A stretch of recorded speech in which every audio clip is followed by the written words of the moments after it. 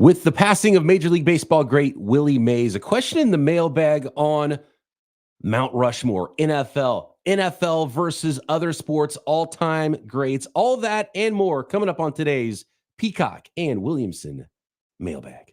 NFL analyst Brian Peacock and former NFL scout Matt Williamson bring you expert NFL analysis every day in less than 30 minutes. Get an inside look at the NFL on the field and in the front office with elite breakdowns to next-level analysis and in-depth information only for the real NFL fans. This is Peacock and Williamson, and it starts now.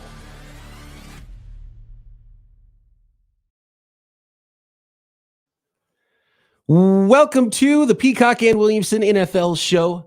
Minus Matt Williamson, Brian Peacock here with you today, rolling solo. Williamson on his summer vacation this week, so happy to be here solo, answering your questions. Feel free to jump into the live chat and add to the conversation. The rare live show here on Peacock and Williamson today. At BD Peacock is where you can find me on Twitter. That's where most of these questions come from. You can also tag Matt at Williamson NFL. You can always drop a question in the YouTube comments as well. Make sure you subscribe while you're there, like the everydayers. We appreciate all the everydayers out there. We love you. Hit that subscribe on YouTube and everywhere you are listening to this podcast.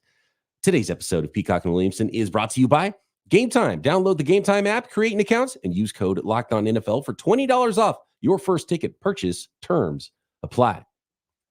Kind of fun little solo show. I haven't done solo in a long time. Used to do Locked On 49ers solo every single day before I brought on Eric Crocker as my co-host there. And, it can be fun. Sometimes I like the tennis match of sports talk, right? I like that back and forth of it. So I'm going to have the back and forth with the listeners today.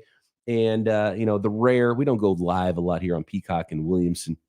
But I wanted to just go live here on today's show. So if you wanted to jump in live and add to the conversation, add some questions in the comments and in the chat, please do so as we go through this. I'm going to start with a question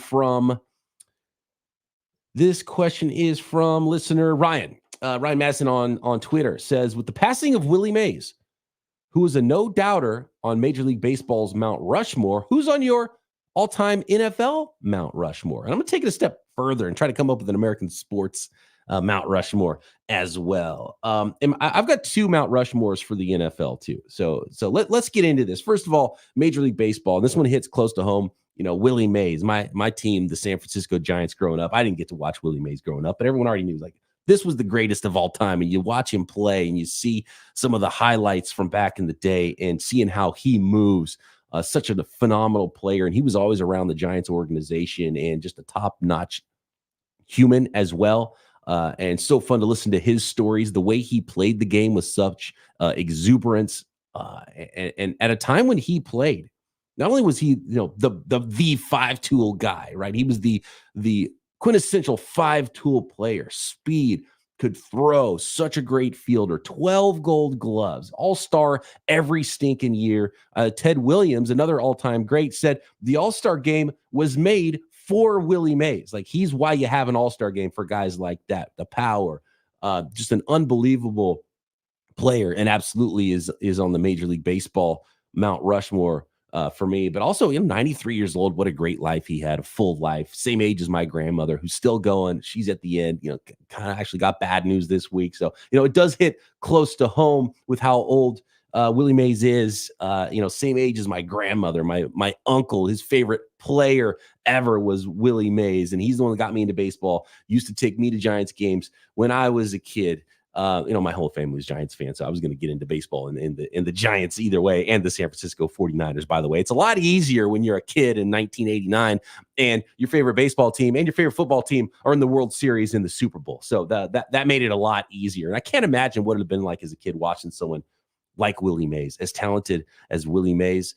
My favorite baseball player growing up was Will Clark, such a beautiful left-handed swing. To this day, I took so many at-bats lefty as Will Clark, playing wiffle ball in the backyard, that I can still hit left-handed and still switch hit when I'm playing slow pitch softball or whatever, even though I'm right-handed. I can imagine with how good Willie Mays is, being that same age and watching Willie Mays and how cool that would have been with what he could do as a player. So here's my quick Major League Baseball. I know this is an NFL podcast. We're going to get to the NFL Mount Rushmore. My Major League Baseball Mount Rushmore: Willie Mays, Babe Ruth, Barry Bonds. And I know you might not like it with Barry Bonds, but he was the best player in the game without doing steroids. Everyone does steroids, starts doing steroids, and guess what? He's still the best player. What he did is phenomenal. Go check out a podcast that I think was by Secret Base. I'm not sure who did the podcast about Barry Bonds and how crazy it is if he didn't even swing the bat in his career, how great of a player he would have been. It's just scary how good he was and what he did to modern pitching. And the fourth one is the most difficult for me here. I kind of want to, for people that are mad about Barry Bonds being on a list like that because of the steroid thing, how about Pete Rose? The all-time hit leader and the all-time home run leader aren't even in the Hall of Fame. I want to put Pete Rose on the list. I'm going to go with Hank Aaron, though. No pitchers. You could go Walter Johnson, I don't know, Nolan Ryan, Roger Clemens, guys that are synonymous, that pitched for a long time, have crazy numbers, all the no-hitters for Nolan Ryan. There is there's so many players, Ty Cobb, if you want to go back, Mickey Mantle. He was kind of just like not quite as good as Willie Mays, in my opinion. DiMaggio, the Yankees were ridiculous, but Willie Mays, Babe Ruth, Barry Bonds, Hank Aaron, Ohtani might end up on that list, in a Babe Ruth type of a way. Babe Ruth, by the way, was a great pitcher. He wasn't just a pitcher for part of his career, out homering entire teams. To be honest with you, I really hate the argument about Babe Ruth, by the way. Oh, if he was playing now, he wouldn't even be a major league pitcher. He was going against guys who were throwing 75 miles an hour, 80 miles an hour, whatever it was. And my take on Babe Ruth is the opposite. You telling me the guy who was out homering entire franchises, it was that much better than everybody else with his power, guys that weren't hitting the ball out of the yard, and he was, with the mush ball they were playing with back then, swinging a 45-ounce hickory log? You're telling me that if he grew up later and he had all the technology and nutrition that guys have now, and was swinging a toothpick compared to what he's swinging, I mean, I look at a guy like David Ortiz, right? Like, you tell me that Babe Ruth couldn't have gotten roided up and become David Ortiz in his career. So give me a break. Miss me with that stuff. Let's go see some major leaguers now go back and swing a 45-ounce bat and hit a mush ball. See if they're hitting it 400 feet. They probably would not, especially those like light hitting second basemen that can hit the ball out of the yard now. They would not have been doing it back then. So that's my Major League Baseball Mount Rushmore. Now moving on to the NFL, and I want to compare sports and have some other conversations here about NFL greats as well. And I got a lot of other great questions here in the hopper. And feel free to add to those. RDC in the chat says, remember that 1989 year? Well, the earthquake. Yeah, the earthquake World Series, man. That was tough seeing my San Francisco Giants finally get to a World Series. I remember watching the game with my dad, rabbit ear TV, and the earthquake happened. And I was like, what is going on? And all of a sudden the TV goes to snow for a bit. And that was it for that World Series. I always hated the Oakland A's because they were the team that beat my Giants in the World Series, and how weird that year was. But man, the 49ers winning back-to-back Super Bowls, the Bill Walsh era, Jerry Rice, Joe Montana. I might hear some of those names in just a little bit. We talk about the NFL Mount Rushmore. I've got two Mount Rushmores in the NFL because I wanted to have one with players, one without players, with coaches, owners, and how important those figures are. And if you put those together, what might a Mount Rushmore? If you only pick four figures from NFL history, and then maybe just an American sports Mount Rushmore. Questions on Tua Tagovailoa. Should the Dolphins pay him? And a whole lot more on this mailbag episode of Peacock and Williamson. Today's episode of Peacock and Williamson is sponsored by Game Time, a special offer for our listeners. You want $20 off your next ticket purchase?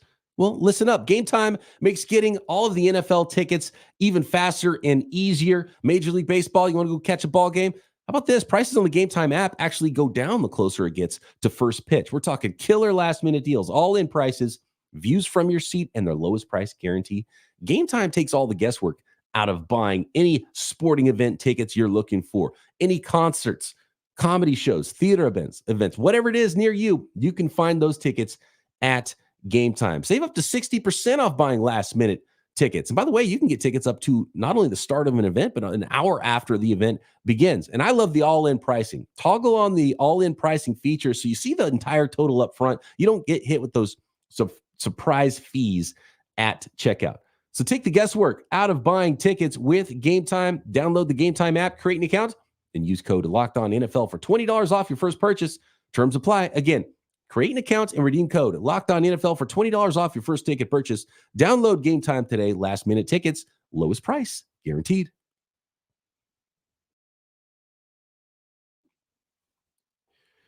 All right, so continuing on with our Mount Rushmore conversation here in the NFL. I'm going to start with the non-player edition. And Bill Belichick has Ultimate Scoreboard right now with all the Lombardi trophies. But the fact that they're called Lombardi trophies, I got to put Vince Lombardi on there, right? A seal here, a seal here. His famous Packers teams.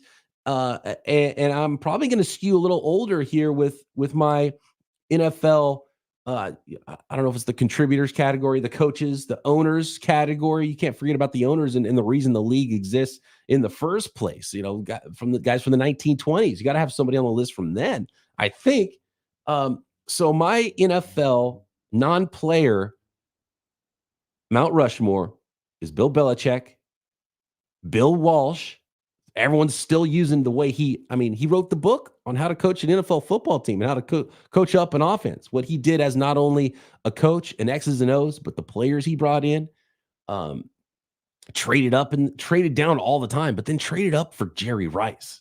You know, so like he was so good both ways, seeing things a move ahead of everybody. He wrote the book on how to coach a team, how to huddle, how to call plays. You know, the West Coast offense, the variants are every team in the league runs stuff that came from Bill Walsh. So Bill Walsh, Bill Belichick, Vince Lombardi, and man, I wanted to put maybe John Madden on there as a fourth. Art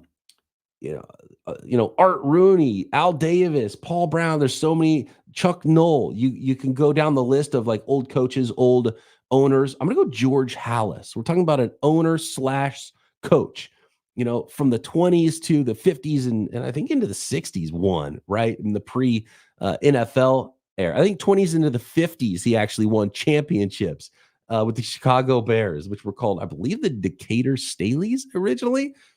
Or was it the Chicago Cardinals? I can't remember the early days of the NFL, but we're talking 1920s, right? And the NFL doesn't exist without those old owners in the league the way it started. So George Halas is going to be my fourth member of the non-player NFL Mount Rushmore. And now on to the players version of the NFL Mount Rushmore. And I mean, you can only start with the true GOAT of NFL players, and that is Jerry Rice, the guy who Bill Walsh went and traded up for. And I might have argued for Joe Montana at one point. It's hard to do that now with what Tom Brady has accomplished in his career. Would Tom Brady be Tom Brady without Joe Montana, though? His idol growing up? I don't know. Good question. But Jerry Rice, Tom Brady, Jim Brown, I think unquestionably has to be on there. And the fourth gets very difficult. I mean, do we need to put a defensive player on the list, maybe? You know, Dick Butkus, LT, Lawrence Taylor, how feared he was. Argument is the greatest defensive player ever. Reggie White. Do you go Ray Nitschke, Lambert? I mean, I wrote down so many names of possibilities for this one, and it's tough. I mean, if you want to do another running back, Peyton, I would put Peyton over Emmitt Smith. I would put Barry Sanders over Emmitt Smith. Slinging Sammy Baugh, Whitey Tittle. Patrick Mahomes is going to have a case at the end of his career. He's not there yet. Let's wait and see where that career goes.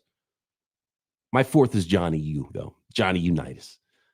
He was, winning championships pre-Super Bowl and then won a Super Bowl as well. That changeover from what the NFL became and then the Super Bowl era, and he was still a part of that as well. It was one of the true original, like all-time greats of the sport and thought of as the guy in the NFL. So Johnny Unitas there with Jim Brown, Jerry Rice, and Tom Brady. If we're putting everybody together, though, contributors, coaches, owners, players, NFL Mount Rushmore? Bill Walsh, Jerry Rice, Joe Montana, Ronnie Lott? No, I don't know. That's hard. I'm not going to even do that one. I'm not going to put that one together. What if we did just American sports? Would Tom Brady make the list still? Jerry Rice? I mean, you putting like Jim Thorpe on there? Muhammad Ali's got to be on there. I'm putting Michael Jordan on there. I know some kids would try to argue for LeBron James. It's MJ for me.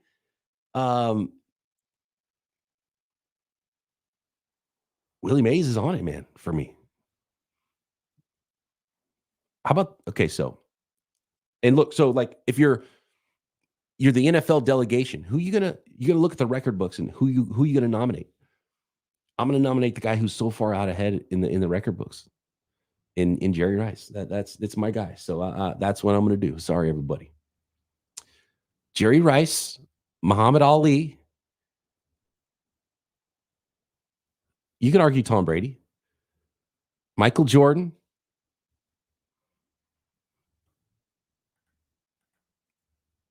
About Wayne Gretzky.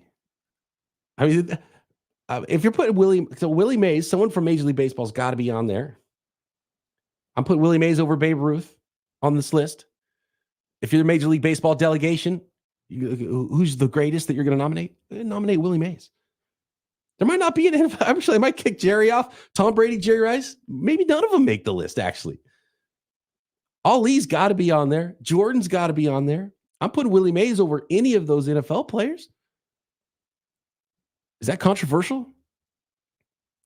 About Wayne Gretzky. Does Gretzky knock off Jerry Rice? As crazy as Rice's stats are, Jerry Rice had 2 separate Hall of Fame careers in one. So did Wayne Gretzky. If you took half of Wayne Gretzky's career away, he would still be 17th all time in NHL points. Wayne Gretzky has just insane, ridiculous stats. My favorite Wayne Gretzky stat, and is the easiest one to show how, I mean, most goals, most assists. He had so many assists that even if he never scored a goal in his entire career, he would have more points than the next closest guy, adding their points and assists together, right? So that's what points is. Points is goals and assists. So Wayne Gretzky, if you didn't count his career leading goals,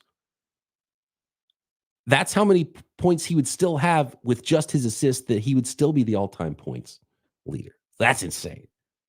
So it might be blasphemous here, hosting an NFL podcast, to say that Gretzky gets in. And there's no NFL players on the American sports Mount Rushmore. Who am I missing?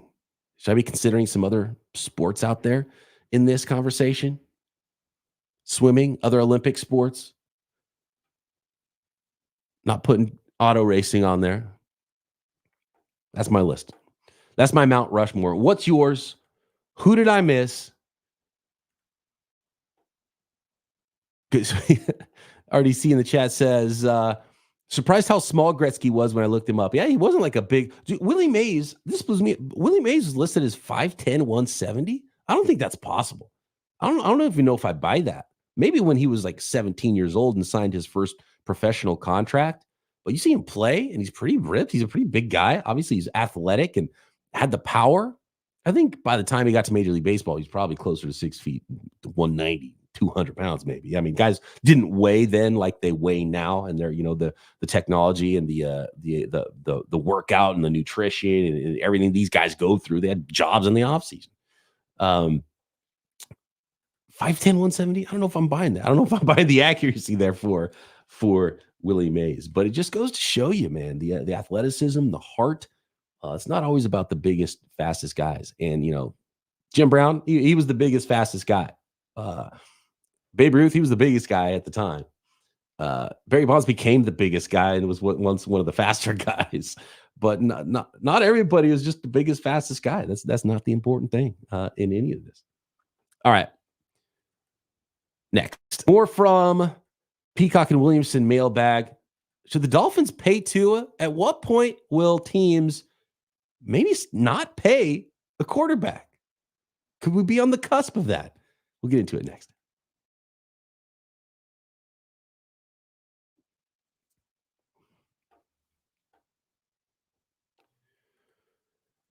A question here from, and this has been a popular talking point around the NFL. We saw the deal done this week with Trevor Lawrence now, and Michael asks, should Miami pay Tua $55+ million per year? Given the system and the surrounding talent, is Purdy and San Francisco in the same boat next offseason? I've thought a lot about this. I've talked a lot about this on Locked On 49ers about Brock Purdy. You see how astronomical some of the salaries are getting in the NFL. I've wondered this about wide receivers. At what point do you not pay wide receivers? We've seen now a team like the Philadelphia Eagles pay multiple receivers and a quarterback.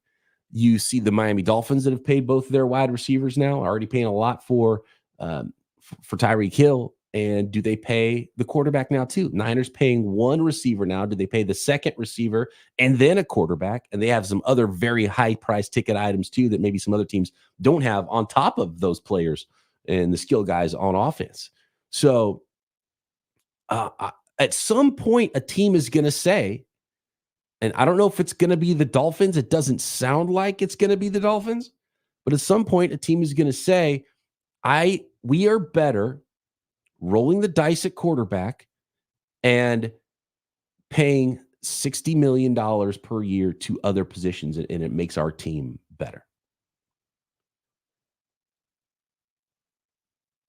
And there's something to be, the Dolphins are one of the most interesting, and they're a test case here. They're going to pay him, though. They're going to pay Tua. And Jed York, the owner of the 49ers, was speaking on this subject, and he was asked about it, and he's like, well, we know that's the market. We know what the market is, and we're going to have to pay the market price. If you want a good quarterback, you have to pay the market price. It's a lot easier to do that when you have Mahomes or Josh Allen or Lamar Jackson. When you start to get down the list and you start to think, okay, how much of a difference is the quarterback making in the overall scheme and the roster of this football team? It starts to get a little bit more dicey. And Brock Purdy's been unbelievable for the 49ers, and I think they are going to pay him. But it is fair to say, if you ask me, okay, well, you can pay Bosa and Brandon Ayuk, or you can pay just Brock Purdy. I would take the Bosa Ayuk side. And I think for some teams, some schemes with the players around them, I could see that argument a lot more for, say, the Miami Dolphins and the 49ers versus some other teams that might be a little bit more quarterback dependent. I can see why the Jaguars would pay. I mean, the Jaguars have no choice. They have to pay because how bad would they be rolling the dice at quarterback? They don't have enough people otherwise to pay either. And that's the other question. Who else are you going to pay? And the way these contracts are structured, you can get out of it eventually. I know we crushed the New York Giants a lot, and I think they were like one of the original teams where it's like, okay, dude, this is getting silly. We're going to pay Daniel Jones $30 million per year. But, the way it's structured, they can get out of it next year, and it's not that big of a deal. But at the same time, how much better are you because you paid him? What could you have done with that $30 million per year? And a lot of players and teams aren't playing hardball with guys either. So they're signing their own guys without even getting all of the bidding wars in free agency. And so nobody's hitting free agency. So, okay, you have $60 million per year. Who are you going to spend it on? All you're getting is second, third tier guys that are hitting free agency anyway. So you still got to draft and hit your players. And then when you hit on a good player and things are working, you just kind of got to pay him. And that's kind of where we're at with the NFL market right now. In the chat also brings up a good point. Not only not paying your guy and the $60 million you could potentially have in roster flexibility paying other people, what about the picks you get in return for instead trading that quarterback rather than paying him? The team that might do it, and I think finances might force it, is the Dallas Cowboys. The Dallas Cowboys next offseason will be fascinating because unless Dak Prescott, and I don't think it even matters what he does in the regular season, he has to go crazy in the playoffs. They have to win playoff games, potentially a Super Bowl. Otherwise, if you're the Dallas Cowboys, again, you start to ask the question, man, Dak Prescott or CeeDee Lamb and Micah Parsons, which would you choose? I would easily choose Parsons and CeeDee Lamb. I would choose Parsons by himself over either of the other two. I'd probably choose Parsons by himself over Lamb plus Dak Prescott, potentially. Talking about the 49ers, I might pick Bosa by himself over, Purdy plus something else. But it sounds crazy. Is it crazy? The money's getting crazy, but is the money in the right place? I don't know. At some point, a team is going to buck the trend and say, look, we're not going to pay this we're not going to pay the market amount for this guy. We're going to draw the line. And I wonder what a guy like Tua would get in free agency if other teams were bidding on him. Is it just automatic now? It's like, well, I'm up next, I get the most. And then the next guy's up next, he gets the most. Next guy's up next, he gets the most. It doesn't seem right. It seems like there should be a hierarchy where you say, yeah, you know what? Mahomes is making this. You're not making that. It's not the way it's going to go. And the thing is, teams aren't even letting the market happen. They're paying it first before the player hits the open market. So they're forcing the teams are allowing the market to get forced up on themselves without allowing the players to hit free agency, which probably tells you there's such a scarcity of talent that teams aren't even willing to do it. So that means I think you got to pay him, I guess. So to answer the question, short version, should the Dolphins pay Tua? Yeah, I guess they should. Should the Niners pay Purdy? Yeah, and they're going to. And it's going to look like a lot of money. And we'll see how those contracts age. But for the Dolphins and for the 49ers, we've seen what the post-pay your quarterback era has started to look like for some other teams. And the Chiefs still winning Super Bowls. Been a little bit more difficult for the Buffalo Bills. It does start to change the salary structure of your team. And that quarterback needs to be good enough long-term that you can still win with a few less higher paid players on the rest of your roster. You might have to lose a Tyreek if you're the Dolphins in the future. And that's probably part of the plan, which is why they paid Waddle already. For the 49ers, they're going to have to lose Debo next year. Then they're going to have to lose, start losing, you can't pay a guard. You can't maybe pay another defensive lineman to go with Bosa, right? So you can't pay a corner. So it starts to get a little bit more difficult when you're paying more guys, and one of the guys is taking up 20%, 25% of your salary cap. The Jerry Rice of question askers getting involved. He said, anytime you want Jerry Rice to come out of podcast retirement, I have a full mic set up. Thank you, Josh. The Jerry Rice of question askers, as he is known. But I don't believe, Josh, you are the Jerry Rice of podcasters, though. So I think you're in the proper GOAT role right now as a question asker. I'm going to leave you there for now, but I appreciate the offer, Josh. We're going to go food related here. Have a little fun. Dry rub or sauce when it comes to wings, and what is the best fry shape? The best fry shape is standard straight fries. To be honest with you, people hate on In-N-Out fries. They're fried potatoes. I love it. What you get a lot of times with fries is you're just getting fried oil. So you flash fry it the first time, and then so there's a crust that's built up on it. Then they fry them again. So all you're getting is just the crust fried and it's double fried, right?